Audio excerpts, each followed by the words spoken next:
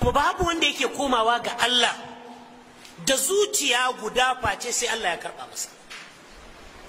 Ina sha'awar a irin wannan gaba in kawo labarin da malamin mu Sheikh Dr. Yahya Allah ya jibince shi ya taimake shi, wani masoyin mu ne, malami ne a kasar Saudiya, da lokacin da muke karatu a Madina din ne na student affairs.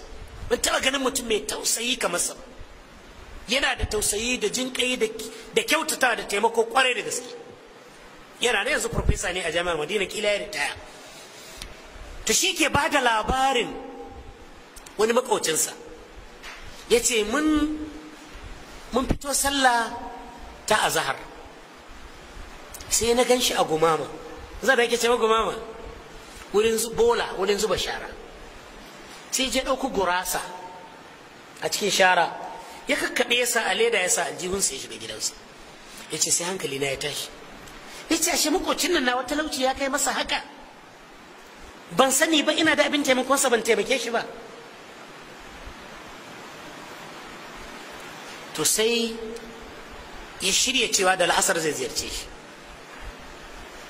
Da haka da aka fito masallacin la'asar sai ce ina son ka bani dama mu shiga gidanka mu dan tattauna. Ya ci ko aljihunsa da masu gida rana zai taimaki makocinsa. Abin da ya bashi mamaki da ya shiga, aka kawo dabino, aka kawo gahawa, aka kawo soyayyen nama, aka sai ga duk abin da yake so akwai. Sai kasa hakuri, sai ce ma makocinsa ya ce wallahi ba zan ɓoye maka ba, gaskiya na ga abin mamaki.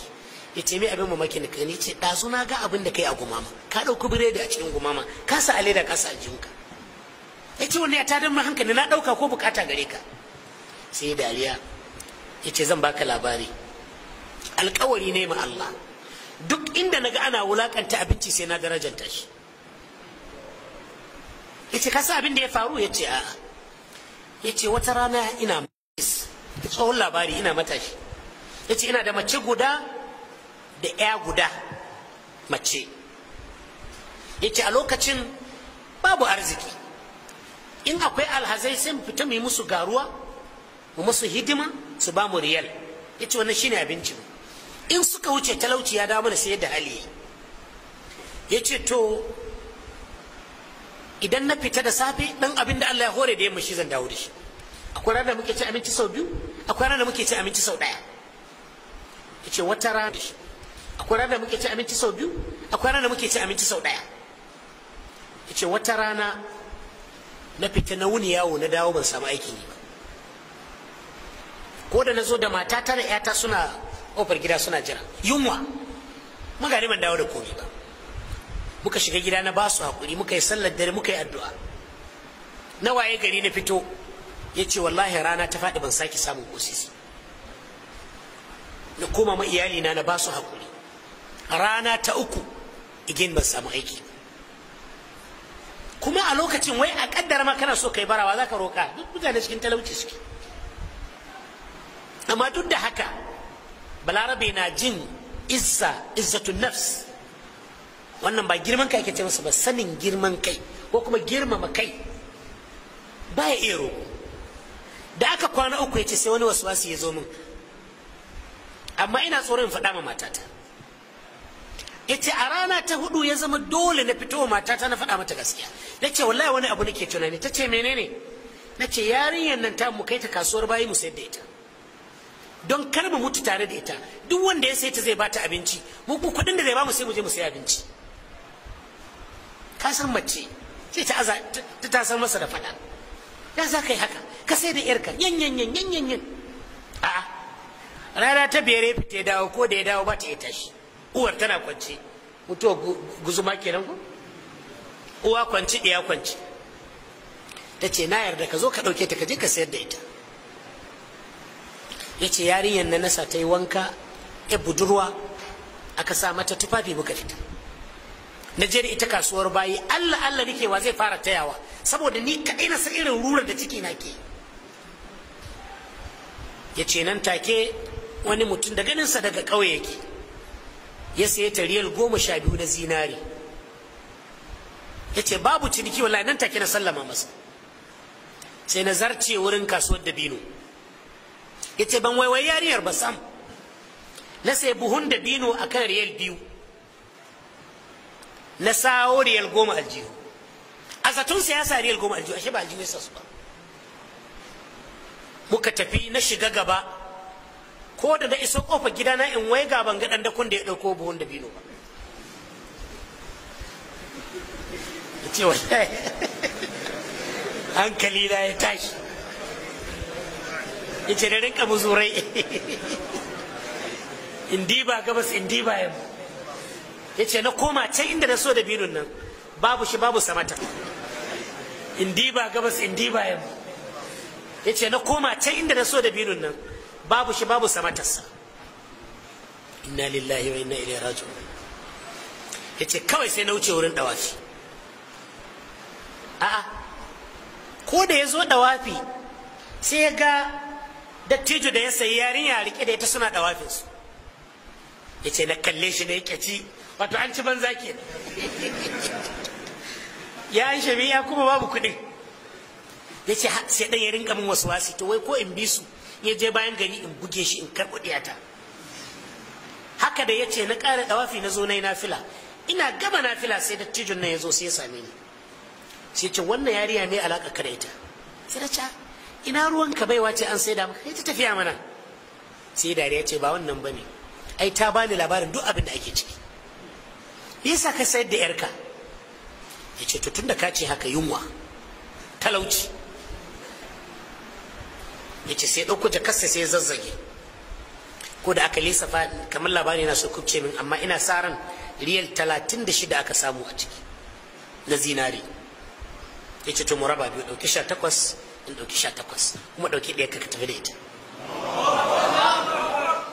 yace na kama hannun yariya sai kasuwar dabino ko da nazo sai na isku dan da kuncan tsaye ya aji buhu yana jira yace ina kai ka bace min abinda ban faɗa muku ba can da ya isa gidansa ko da ya riba riyal 10 babu su don haka sai ce to yanzu shiga gaba ina gwada maka hanya suka isa gidan ya sallame shi yana shiga gida ana farce buhun da bino a zube gariyar ɗinsa 10 na ashe ciki suka fada 16 ga 12 ga 10 ga buhun da bino amma yujibul mutarra idza da'ahu wa yakshifu as-su wa yaj'alukum khulafa al-ard. Haka idan musiba ta sauka abu na farko ayi hakuri a koma ga Allah. Daga cikin dokoki na fitina idan Allah ya kawo ta ana son a koma ga malamai mutane ya zanto kansu yi gaban kansu da matakin da za su ɗauka su kuma malamai su yi hattara da tsantseni wajen sanin irin fatawar da za su bayar. Akwai ilimin da ba ko shi ake bayyana shi shi yasa sayyidina Abu Hurairah radiyallahu anhu yake cewa hafiztu min rasulillahi sallallahu alaihi wasallam wi'aini ne roki Allah wa ayyuba idh nada rabbahu anni massani ad-durru wa anta arhamur rahim ya Allah bani da lafiya kuma kai mai iya bada lafiya shi ke ya addu'a sake fastajabna lahu wa najjaynahu wa kashafna ma bi min durrin wa atainahu ahlahu wa mithlahum ma'ahu rahmatan minna wa dhikra lil abid Allah ya bashi lafiya ya dawo masa da matarsa ya kara masa wata ya dawo masa da ƴaƴansa Allah ya ce domin ya zan wa'azi ga masu bautar Allah ci a kowane yanayi in ka roki Allah yana ya karba maka duk halin da ka shiga in dai ka tuna da amman yujibul mutarra idza da'ahu wa yakshifu as-su wa yaj'alukum khulafa al-ard a ilahum ma Allah akwai mai iya kuranyi bala'i banda Allah akwai mai dage fitina banda Allah akwai mai iya kawo sauki banda Allah to duk halin da ka shiga cikin ka tuna Allah Allah na tuna ka da haka in dai annabawa ba su kubuta daga wahalhalu na duniya da fitintinu da jarabawoyi ba to ba wanda zai ce ya kubuta daga gare su da haka duk duniya a cikin fitina take akwai fitina fardiya akwai fitina jama'iyya a sako maka fitina wadda kai kadai ta shafa ko a sako wadda ku duka ta shafa kamar fitinar yaƙi kamar fitinar fashi da makami, kamar fitinar kidnapping, fitinu iri-iri, kamar annoba ta ciyo irin na amai da gudawa, kamar fari da rashin ruwa. Duk waɗannan abubuwa idan su faru ina ake kai kokensu? amma yujibul mutarra idza da'a, akwai wanda ke karɓa kiran matsatse idan ya kira shi banda Allah? Wazirin Gwando Allah ya ji kansa yana cewa ina wani banda kai rabbu da ba a biɗa shi ce babu, ina wani mai kwaɓe aibu gare ni shi zan maceci na, ku kawo wanda kun ka sani da komi za a yi shi sani da an roƙe shi ba shi hani, faɗa mini shi ka ban suna. Ka ce Allahu, don shi na wani ne duk gazajje na, abi ne ɗan kaɗan daina, ina shi ka jure roƙona. Ya ce da ɗai duk wanda ya sanni cikin ni'imar ka ya ganni kana ta kula da renona. To shine tauhidi ai, cewa kasancewa ga Allah kake komawa, shine ma'ana inna lillah wa inna ilaihi raji'un. Ka san ba mai iya kubutar da kai daga